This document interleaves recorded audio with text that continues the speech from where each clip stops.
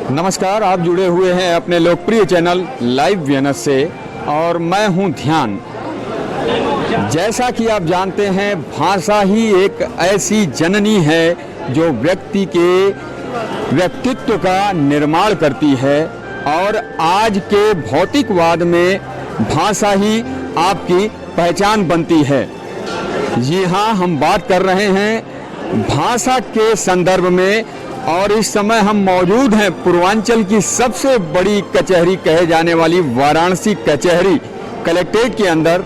और ताज्जुब होगा आपको कि जो अधिवक्ता न्यायालय परिसर में प्रवेश करते ही माय लॉर्ड, जानिब, श्रीमान का संबोधन होता है, लेकिन इन अधिवक्ताओं की भीड़ में एक अधिवक्ता ऐसे भी हैं जो केवल और केवल अपनी देव भाषा संस्कृत को ही सर्वोच्च प्राथमिकता रखते हुए वकालत के सारे कार्य संस्कृत में करते हैं।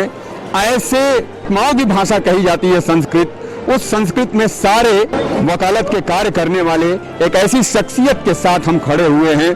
आइए मिलाते हैं एक ऐसी शख्सियत से जो सारे कार्य संस्कृत में ही संपादित करते हैं। सर, सादर प्रणाम आपको। सर, पूरा नाम क्या है सर आपका? श्याम जी उपाध्याय, संस्कृत अधिवक्ता, वाराणसी। सर, बात की जाए ये जो आप संस्कृत में जो आपने प्रैक्टिस ये कब शुरू हुई और कहाँ तक पहुँची और संकल्प क्या है आपका? 1978 ईस्वी में पंजीकृत अधिवक्ता हुआ। तब से लेकर आज तक अनवरत संस्कृत भाषा में कानून की सारी कार्यवाही संपन्न करते चला आ रहा हूँ। संस्कृत भाषा को जनभाषा बनाना उद्देश्य है। संस्कृत भाषा में संपूर्ण ज्ञान निहित है। विश्व की सभी भाषाएं संस्कृत भाषा से बनी हैं। ऐसी महत्तम भाषा जिसमें संपूर्ण भारतीय संस्कृति प्राप्त होती है को राष्ट्रभाषा का वरासन दिया जाए, को विधि भाषा का सुआसन दिया जाए एवं संस्कृत भाषा को जन भाषा के रूप में प्रस्तुत देश में प्रतिष्ठित किया जाए। इसी उद्देश्य को लेकर संस्कृत भाषा में हम कानून की सारी कार्यवाही पंजीकृत अधिवक्ता जब से हुआ अर्थात 1978 ईस्वी से लेकर आज तक अविच्छिन्न रूप में करते आ रहा हूँ और जब तक जीवित रहूँगा और अधिवक्ता बना रहूँगा संस्कृत भाषा में ही विधि का संपूर्ण कार्य करने का व्रत है। क्योंकि संस्कृत भाषा के ही बल पर भारतवर्ष विश्व गुरु रहा।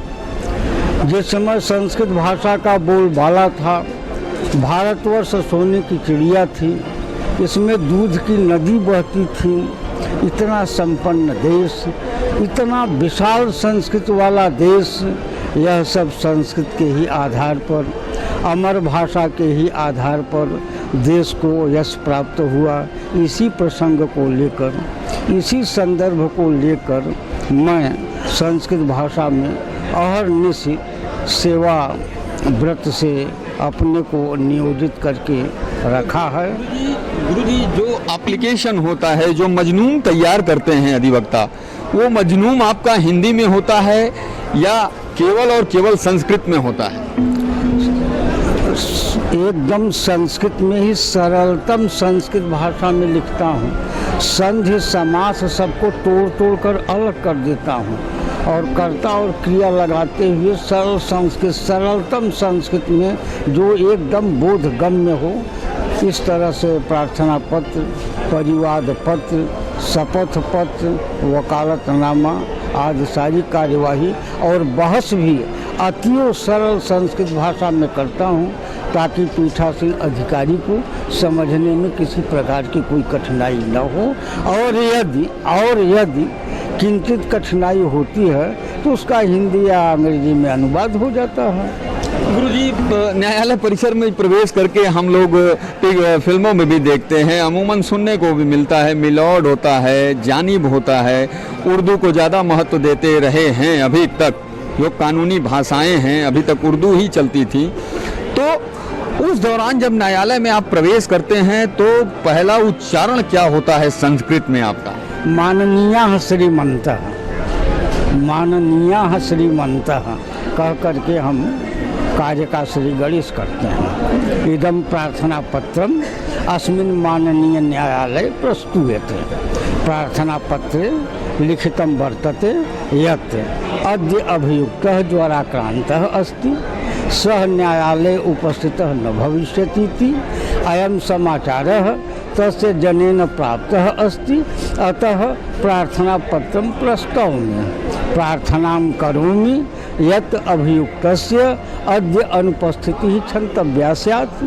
अद्य अस्मिन् वादे न्यायालयीय कार्यं स्थगितं स्यात्, एकः दिनांकस्य दिनांकितः स्यात् इति प्रार्थना। सरल संस्कृत भाषा में बोलता हूँ, जिसको पीठासीन अधिकारी समझ लेता है। वहाँ खड़े पढ़े और नहीं पढ़े लिखे लोग भी समझ जाते हैं। इसलिए संस्कृत भाषा में न्यायालयों में काम करने में किसी प्रकार की कोई कठिनाई अद्यावधि मेरे समक्ष उत्पन्न नहीं हुई है। बिल्कुल सही है गुरुजी, लेकिन जो सामंजस्य होता है, पूरी की पूरी कचहरी उर्दू, इंग्लिश, हिंदी, ऐसे में इकलौते अलग जगाए हुए हैं आप। संस्कृत भाषा जो हमारी प्राचीन भाषा है, जो राष्ट्रभाषा है, देव भाषा है, तो वो सामंजस्य कैसे बैठ पाता है अन्य अधिवक्ताओं से, न्यायपालिका से, वादकारियों से? किस और कोई भी भाषा की सहयोग लेते हैं? किसी भाषा का, संस्कृत खुद बहुत समर्थ भाषा है। संस्कृत भाषा खुद बहुत समर्थ अमर भाषा है, देव भाषा है। सारे संस्कृत के शब्द हिंदी के शब्द हैं, खाली क्रिया और कर्ता का प्रयोग करना होता है। इसमें समझने में कोई कठिनाई नहीं होती है। विपक्षी अधिवक्ता प्रसन्न होते हैं, पीठासीन अधिकारी संस्कृत में बोलने से प्रसन्न होते हैं। वो इतना मधुमय वातावरण न्यायालय परिसर में उत्पन्न हो जाता है कि अगर कभी कदा हम संस्कृत में काम न करके चुप होकर एक आध दो वाक्य अगर हिंदी में बोलना चाहते हैं तो लोग हमको चुप करा देते हैं। कहते हैं कि गुरुदेव आप तो संस्कृत में बोलते हैं, वाराणसी शंकर की नगरी है, देव संस्कृत भाषा शंकर की भाषा है, आप देव भाषा में, शिव की भाषा में बोलते हैं, आप हिंदी या अंग्रेजी में क्यों बोल रहे हैं? पीठासीन अधिकारी और विपक्षी अधिवक्ता तथा हमारे समर्थक अधिवक्ता भी और वादकारी सब लोग संस्कृत में बोलने के लिए हमको बाधित करते हैं। इसलिए भी 1978 से लेकर आज तक संस्कृत भाषा में काम करने में मैं समर्थ प्रमाणित हो सका। अगर पीठासीन अधिकारी रोक देते, अगर वादकारी हमसे संस्कृत में काम न करवाते, अगर विपक्षी अधिवक्ता हमको रोक देते और संस्कृत में बोलने की मनाही होती तो 1978 में माना 1-2 एप्लीकेशन में संस्कृत चलता, इसके बाद में काम बंद हो जाता। 41-42 साल से लगातार हम कंटिन्यूअस संस्कृत भाषा में काम करते चले आ रहे हैं। इसमें सबका सहयोग है, इसमें सबकी सहायता है, इसमें सब लोग चाहते हैं कि संस्कृत भाषा में कानून की कार्यवाही हो। ऐसी वकालतनामा है, हाँ। जो वकालत आपने पढ़ी LLB की, वो किस भाषा में पढ़ी आपने? हाँ, वकालत तो हरिश्चंद्र डिग्री कॉलेज से, गोरखपुर यूनिवर्सिटी से उस समय यह कॉलेज संबंधित था। हमने जैसी पढ़ाई हुई थी वैसी पढ़ाई की थी। बौद्ध दर्शन में हमने संपूर्णानंद संस्कृत विश्वविद्यालय में आचार्य किया है और संस्कृत में कार्यवाही करने की प्रेरणा हमको हमारे पिताजी स्वर्गीय पंडित संगठा प्रसाद उपाध्याय एवं माता श्रीमती राजेश्वरी देवी उपाध्याय उभय के सहयोग से, ये दोनों संस्कृत के प्रकांड विद्वान थे। एक बार हमारे पिताजी कचहरी में गए, मिर्ज़ापुर जनपद की कचहरी में, तो वहाँ उन्होंने देखा कि उर्दू में काम हो रहा है, अंग्रेजी में काम हो रहा है और हिंदी में काम हो रहा है, पर संस्कृत भाषा में कानून का काम नहीं हो रहा है। मैं बहुत छोटा सा था उन दिनों। गांव के एक आदमी से बातचीत कर रहे थे। बातचीत के दौरान उन्होंने कहा कि मैं गया था कचहरी, संस्कृत इतनी प्राचीन, इतनी समृद्ध भाषा, उसमें कानून का कोई काम ही नहीं होता है, जबकि सारा कानून संस्कृत में लिखा हुआ है। नया कानून जो बना है वो संस्कृत के ही आधार पर बना है। यह बात हमारे दिमाग में घर कर गई और हमने यह निर्णय लिया कि हम अधिवक्ता होंगे और हम संस्कृत भाषा में काम करेंगे। मैं पास आचार्य उत्तम श्रेणी में, प्रथम श्रेणी में बौद्ध दर्शन से संपूर्णानंद संस्कृत विश्वविद्यालय में हुआ था। प्रोफेसर जगन्नाथ उपाध्याय हमारे गुरु थे, हमको अध्यापक बनाना चाहते थे। साल भर वहाँ हम पीएचडी के दौरान हमने अध्यापन भी किया था। ऐसी स्थिति में हमने वो सब छोड़ छाड़ करके और जो व्रत लिया था पिता जी की बात को सुनने के पश्चात यहाँ वाराणसी कचहरी में आया और 1978 ईस्वी में पंजीकृत अधिवक्ता होते ही संस्कृत में पहला एंट्रेंस में ही संस्कृत में काम करना हमने प्रारंभ कर दिया और तब से लेकर आज तक काम कर रहा हूँ। आपके बाद की पीढ़ी इस संस्कृत भाषा में वकालत को जिंदा रखे, कुछ ऐसी तैयारी भी कर रखी है आपने? जूनियर लोगों को भी ट्रेंड वगैरह कर रहे हैं क्या? देखिए, संस्कृत बहुत विलक्षण भाषा है, संस्कृत बहुत अद्भुत भाषा है और अमर भाषा है और वेद काल से लेकर आज तक अविच्छिन्न रूप में संस्कृत भाषा व्यवहार में है। संस्कृत भाषा किसी के माथे नहीं है, संस्कृत भाषा देव भाषा होने के नाते खुद चलती है। ऐसी स्थिति में कोई न कोई माई का लाल अधिवक्ता अवश्य में उत्पन्न होगा जो हमारी परंपरा को आगे बढ़ाता रहेगा और संस्कृत भाषा न्यायालय में आगे चलती रहेगी और एक दिन ऐसी स्थिति उत्पन्न होगी कालांतर में कि संस्कृत भाषा का न्यायालय परिसर में बोलबाला होगा और संस्कृत भाषा में विधि की सारी कार्यवाही होगी। अगर भारत सरकार ने ध्यान दे दिया और संस्कृत को राष्ट्रभाषा का आसन दिया, संस्कृत भाषा जन भाषा बनी, तो सर्वत्र संस्कृत भाषा का बोलबाला हो जाएगा। सब जगह संस्कृत भाषा छा जाएगी और सब जगह संस्कृत भाषा में काम होते रहेगा, क्योंकि संस्कृत भाषा के अतिरिक्त पवित्र और कोई भाषा नहीं है। जहाँ पर, एक मिनट सुनिए, जहाँ पवित्रता है वहीं सब कुछ है, जहाँ पवित्रता नहीं है, जहाँ भ्रष्टाचार है, वहाँ कुछ नहीं है।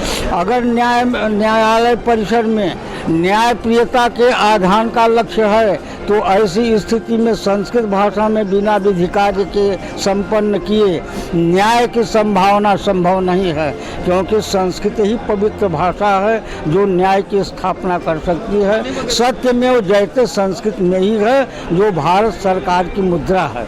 गुरुजी, थाने वगैरह पे भी जाते हैं तो संस्कृत का ही उच्चारण रहता है क्या? हम थाने या एसएसपी या कलेक्टर से अपने वकालत के जीवन में आज तक कभी मिले नहीं हैं।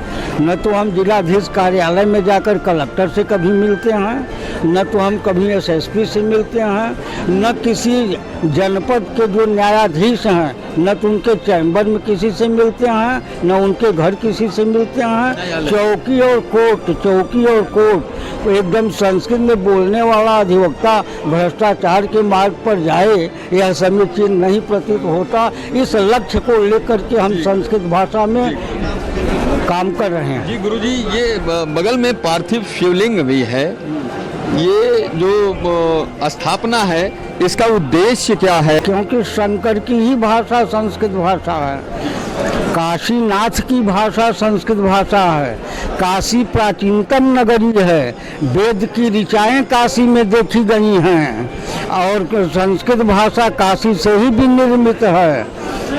त्रिशूल पर बसी हुई यह नगरी है, इसके विश्वनाथ ही अधिष्ठाता हैं, इसलिए इनको बसाया है कि संस्कृत में हम काम कर रहे हैं, आप हमारी चौकी संभालिए और संस्कृत भाषा को मजबूत बनाने की दिशा में सर्वतोभावेन हमारा सहयोग कीजिए और कर रहे हैं। इसलिए संस्कृत भाषा न्यायालय में फल फूल रही है। हमारे जो लाइव बीएनएस ये जो चैनल है, इसे भी आपके आशीर्वाद की आवश्यकता है और संस्कृत में हमारी पूरी टीम के प्रति, हमारे लाइव बीएनएस परिवार के प्रति आशीर्वचन आपका हमें भी मिले। हमारे लिए आशीर्वाद वो संस्कृत है। भवन्तः सर्वे सम्यक् रूपेण प्रतिदिनं कार्यं कुर्वन्ति। सम्पूर्ण विश्वस्य समाचारस्य यत् वास्तविकं रूपं तद् रूपं सम्पूर्णे विश्वे भवन्तः सर्वे प्रचारितं कुर्वन्ति।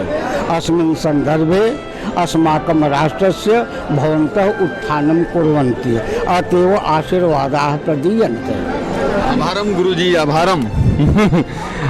आपने सुना 3 लोक से न्यारी काशी, जहां ज्ञान, विज्ञान, ध्यान और ऐसे महान प्रतिभा के धनी अधिवक्ता जो आज पूरी तरीके से पश्चिमी सभ्यता ने हिंदुस्तान को जकड़ा हुआ है, अलग जगाए हुए हैं संस्कृत भाषा में। निश्चित रूप से आज की 21वीं सदी के लिए यह एक महान प्रेरणा का संदेश देते नजर आ रहे हैं।